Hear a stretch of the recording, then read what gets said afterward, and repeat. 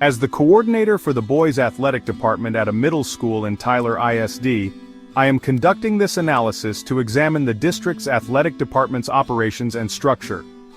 A focal point is the comparison of cultural differences between previous athletic directors and the current director, Greg Priest, who has held this position since 2014 after serving as the golf coach at Baylor University for several years. The roles of key personnel within the department will be analyzed, including the Assistant Athletic Director, Sam Gillespie, who oversees operations involving middle schools, Haley Skinner, who is responsible for the PE curriculum and instruction, and Donnie Little, who manages district-wide sponsorships for the athletics program. The district encompasses 4 middle schools that feed into 2 high schools: Tyler High School, a 5A Division I school, and Tyler Legacy, a 6A Division II school. Data will be collected through qualitative interviews with Mr. Priest, Mr. Gillespie, and Mrs. Skinner to gain insights into their leadership styles, current roles, and philosophies, along with the factors influencing their strategies and approaches. This evaluation will focus on the athletic department's structure and not include financial information about the program. When arriving at Tyler ISD, Mr. Priest describes the culture as a losing culture. No structure or culture to lead kids and win, beat kids to the parking lot to leave.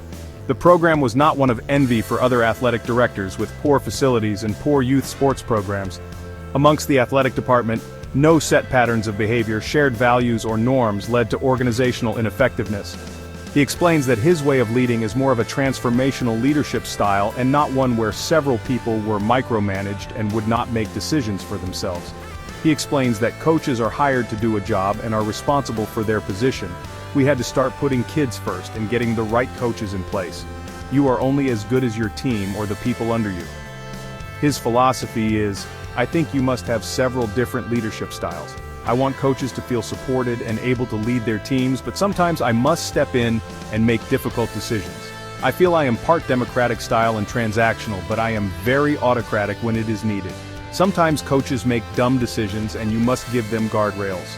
In terms of changes within and for the program, we have to continue to get better each day, have a specific plan, be great leaders of kids, communicate with staff, kids, parents, and admin, be organized so everyone has to be on the same page and hold people accountable, both kids and staff.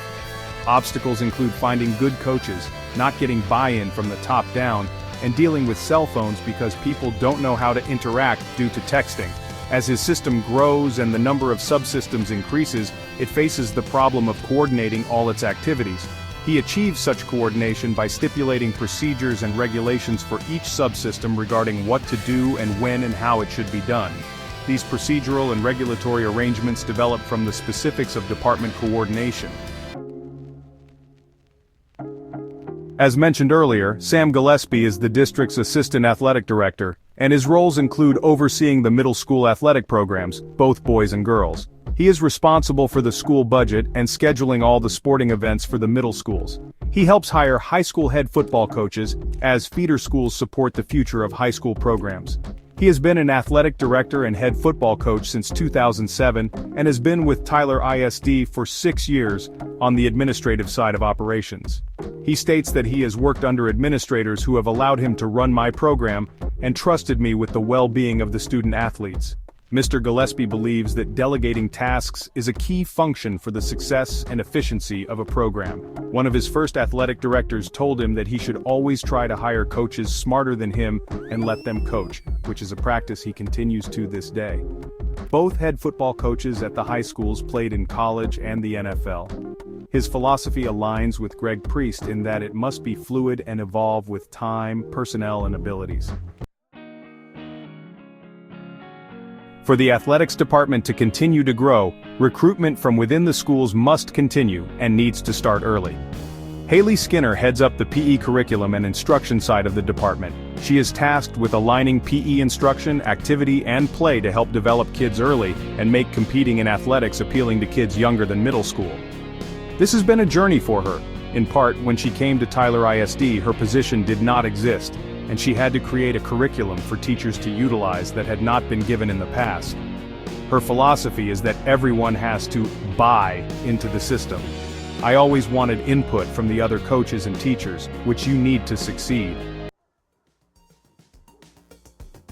The Tyler ISD athletic program was heading in the right direction when Sam arrived almost 6 years ago.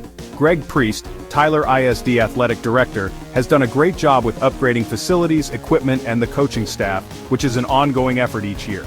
The athletic department's connection with the community was an area the team agreed they needed to mend. They created a plan and set forth goals to help build the program at an early age.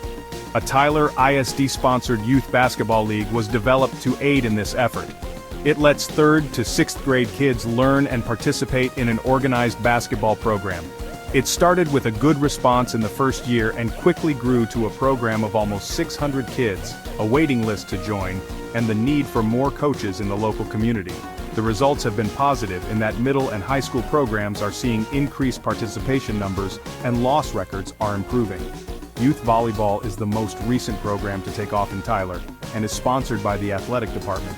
Again, the participation numbers for this sport are growing. These programs are under the direction of Priest, but are led by Sam and Haley. These leagues use the school's facilities, and the middle and high school coaches are asked to help support the programs by volunteering their time to work the books, or to talk to and encourage the kids in their growth.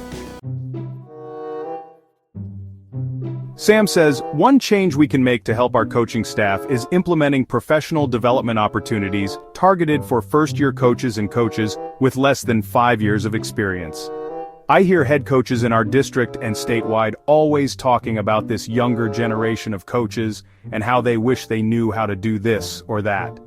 Our ADs and head coaches are obligated to address this issue and not just talk about it.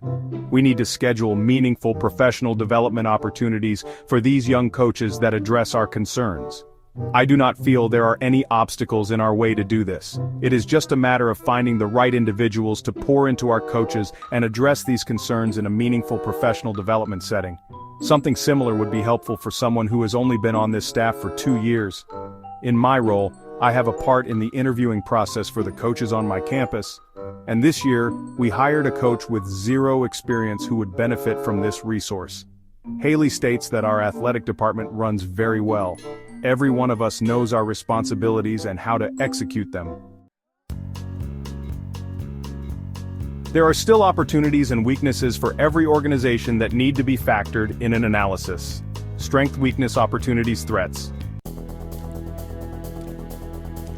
Commitment to support student athletes academically and socially, fostering trust and accountability for their future.